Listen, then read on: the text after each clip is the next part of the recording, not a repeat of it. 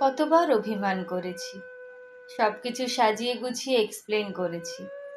প্রতিবার ভেবেছি হয়তো এবার বুঝবে, কিন্তু না, বরং প্রতিবারই আমার ভাবনার উল্টো হয়েছে।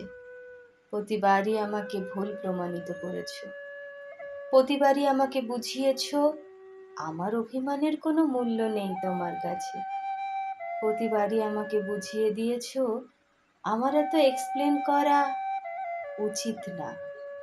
একটা সময় পর রিয়েলাইজ করলাম, মূলত ভুল মানুষের কাছে এক্সপেকটেশন আমার দুঃখের কারণ।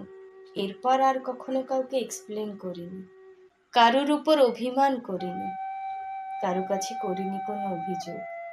কারণ যার বোঝার না, তাকে হাজার শব্দ দিলেও বুঝবে না।